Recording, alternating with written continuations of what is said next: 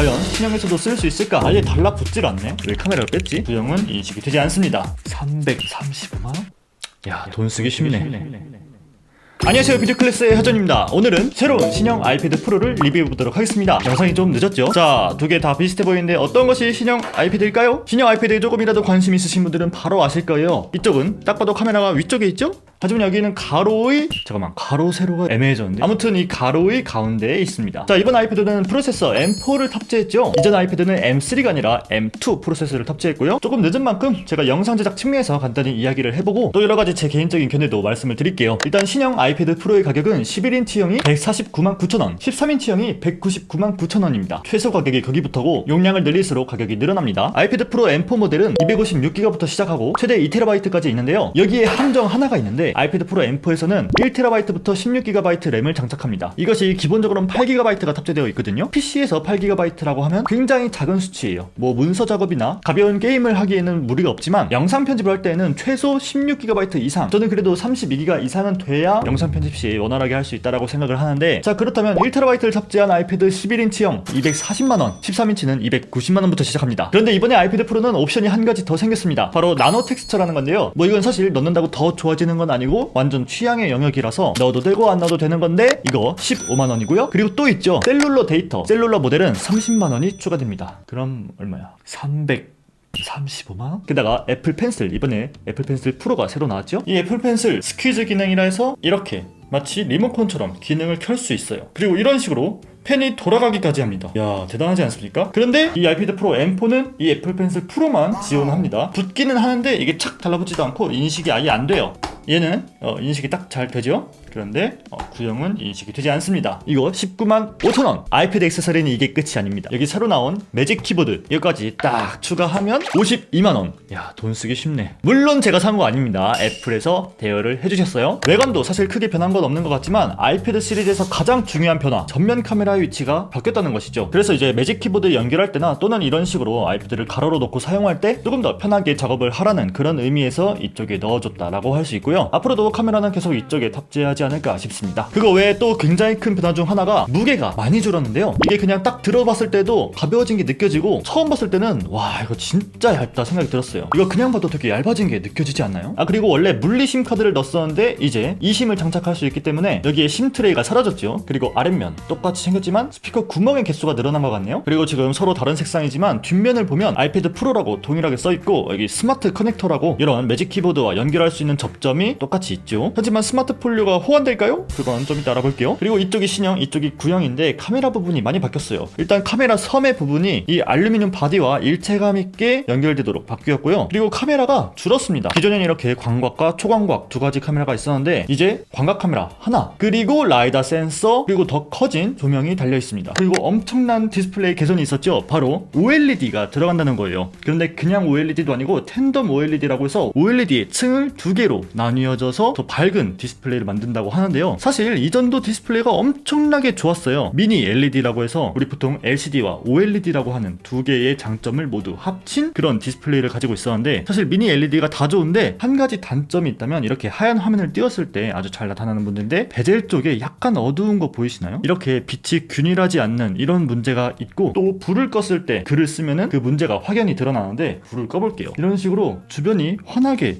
빛나는 걸 알 수 있죠. 이게 미니 LED의 특성인데 어두운 부분의 백라이트는 꺼버리고 밝은 부분의 백라이트만 켜는 그런 방식인데, 이 LED가 이 화면의 픽셀만큼 촘촘하게 있지 않아요. 그렇기 때문에 그 부분이 이런 식으로 마치 글로우 효과 준 것처럼 밝게 빛나게 됩니다. 하지만 OLED는 이 픽셀만큼 모든 픽셀이 개별적으로 빛나기 때문에 이런 블루밍 현상이라고 하는 그런 현상이 나타나지 않고, 어두운 환경에서 이런 대비가 높은 것을 볼 때에도 자연스럽게 볼 수가 있는 거죠. 맨눈으로 봐도 이 어두운 곳에서 보다 보니까 굉장히 차이가 커요. 자, 그래서 밝기가 늘어났다는데 얼마나 늘어났을지 차이를 좀 보여드리자면, 현재 모두 밝기가 최대 상태고요. 그냥 이렇게 보면 잘 모르겠죠? 그런데 실제로 보면 그 차이가 좀 느껴집니다. SDR 밝기 최대 1000니트까지 밝아질 수 있다고 하고요. 이전에는 가장 밝은 게 600니트까지 밖에 안 됐습니다. 특히 이렇게 하얀색을 볼 때 더욱더 그 밝기 차가 느껴져요. 그리고 HDR 컨텐츠를 볼 때는 부분 최대 밝기가 1600니트까지 밝아질 수 있다고 합니다. 이 컨텐츠가 HDR로 촬영한 거거든요. 이 HDR은 픽셀마다 밝기 값도 가지고 있어서 이렇게 어두운 부분은 어둡고 밝은 부분도 엄청나게 밝게 표현이 되거든요. 근데 이런 컨텐츠를 볼 때 밝은 부분은 더욱더 밝게 표현될 수 있는 거죠. 이 사진들은 모델은 아이폰으로 찍은 건데요. 이런 사진을 봤을 때 여기는 딱 밝고 여기는 어둡고 이런 게 실제로 눈으로 보면 더 느껴집니다. 이 영상은 HDR 영상이 아니라 그냥 일반 SDR 영상인데 이런 영상 볼 때는 큰 차이가 없어요. 그냥 밝기가 전반적으로 더 밝을 뿐입니다. 근데 이제 이런 사진 봤을 때 이런 태양이 진짜 밝게 느껴집니다. 이런 사진 보면 와 HDR 대박이네 이런 느낌이 듭니다. 이 OLED에 와서 정말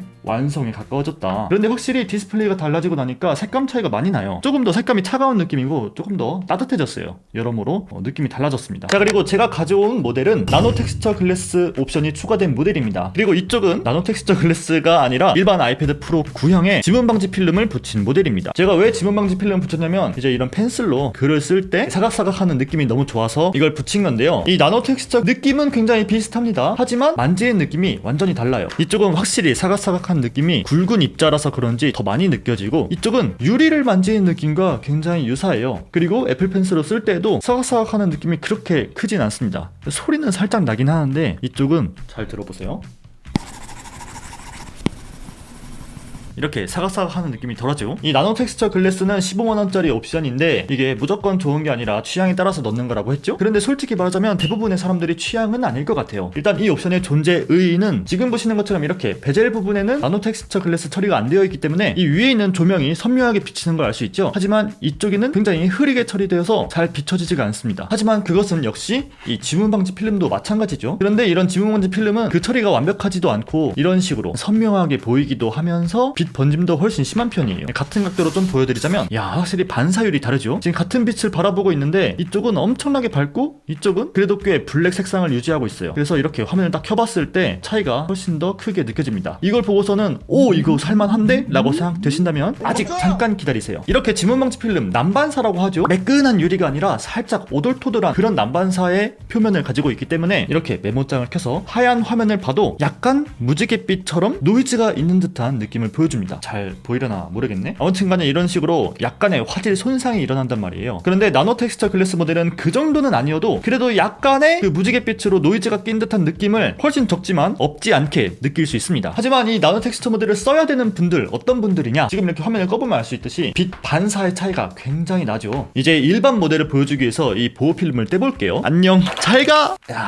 떼보니까 확실히 블랙이죠. 이게 블랙톤이 이런 식으로 밝은 환경에서는 크게 차이가 난다는 것을 미리 알고 계시고요. 이런 식으로 선명한 물체 반사율이 굉장히 떨어집니다. 이거 야외에서 쓰거나 혹은 어두운 실내 환경에서 쓰면은 뒤에 약간의 빛만 있더라도 굉장히 크게 보일 거란 말이에요. 그래서 이것을 많이 만지지 않고 모니터링 용도로 많이 쓴다 하시는 분들은 이 나노 텍스처 옵션이 더욱더 매력적이게 느껴질 수 있습니다. 혹은 아까도 말했듯이 야외나 오히려 스튜디오 같은 환경에서는 이렇게 너무 선명하게 반사돼서 잘 안 보이는 것보다는 차라리 이런 식으로 빛이 희미하게 보이는 게 오히려 확인하기에 나을 수도 있거든요. 그런 환경에서는 조금 더 유리하게 쓸 수 있을 것 같습니다. 자, 그리고 카메라 스펙에 대해서 이야기하자면 둘 다 메인 카메라는 1200만 화소 f1.8로 거의 동일한 스펙을 가지고 있습니다. 한번 카메라에 어떤 변화가 있는지, 이전 세대 모델의 아이패드 프로는 이렇게 1배 줌이 있고 한번 누르면 이렇게 광각 옵션이 하나 있습니다. 옛날에는 이걸로 광각으로 뭐 영상도 찍고 이렇게 하는 그런 광고가 있었는데 왜 카메라를 뺐지? 아무튼 1배 줌 카메라로 한번 사진을 찍어볼게요. 뭐가 달라진 거지? 영상 유튜버로서의 체면이 서지 않잖아. 카메라의 스펙은 거의 동일한 것 같아요. 여기에 이렇게 프레임 레이트나 해상도를 설정하는 옵션은 생긴 것 같아요. 그런데 이 아이패드의 화면에 꽉 차게 동영상이 촬영됩니다. 하지만 영상 결과물은 이렇게 16:9 영상으로 잘 나오죠. 그리고 프로세서가 업그레이드 된 만큼 한번 편집을 안 해볼 수가 없는데요. 뭐 다양한 프로그램이 있지만 대부분 캡컷을 사용하실 것 같아서 저도 캡컷을 한번 준비해봤고요. 편집 효과를 들어가서 동영상 효과 들어가서 좀 복잡해 보이는 거 하나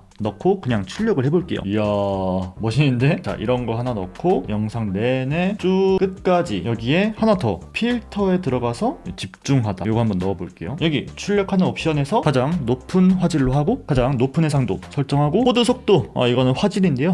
가장 높은 걸로 할게요. 그리고 저장한 다음에 여기 내보내기를 누르겠습니다. 역시 신형이 조금 더 빠른 속도를 가지고 있는데 구형도 그렇게 느리진 않습니다. 지금 보니까 거의 10%, 11% 정도의 성능 차이가 있는 것 같습니다. 갈수록 느려지는데 이쪽은? 아마 어느 순간에서 램이 모두 꽉 차거나 발열 때문에 뭔가 성능 저하가 걸렸는지 갈수록 느려졌어요. 어쨌든 이 정도의 성능 차이가 있고요. 제 생각보다는 굉장히 유의미한 성능 차이가 있는 것 같습니다. 이렇게 작업을 할 때도 프리뷰하는 게 중요한데 프리뷰 굉장히 매끄럽게 잘 되죠. 뭐 사실은 이전에도 충분히 많은 형태의 동영상들을 빠르게 처리할 수 있었기 때문에 성능 체감을 하시는 분들은 많이 없을 것 같아요. 하지만 전반적인 성능이 좋아졌기 때문에 아이패드가 없으신 분들은 굳이 구형으로 가지 않고 신형 아이패드 프로를 사시는 것도 좋을 것 같습니다. 자, 그럼 여기서 궁금한 거, 이렇게 구형에서 사용하던 이런 케이스 있잖아요. 이런 일반적인 신지모로 실리콘 케이스를 과연 신형에서도 쓸 수 있을까? 이렇게 한 세대만에 갈아타는 사람은 잘 없을 것 같긴 한데 한번 테스트를 해볼게요. 장착.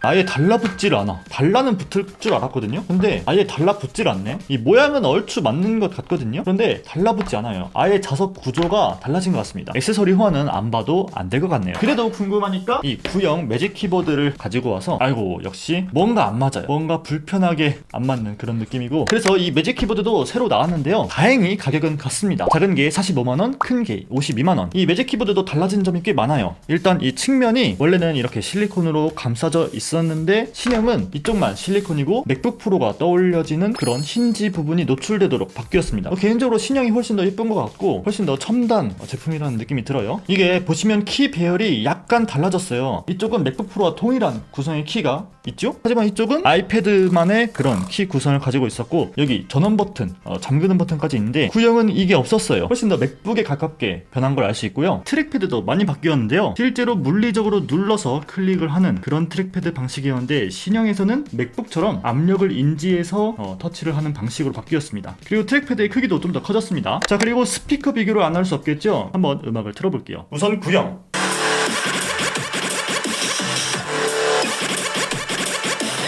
신형.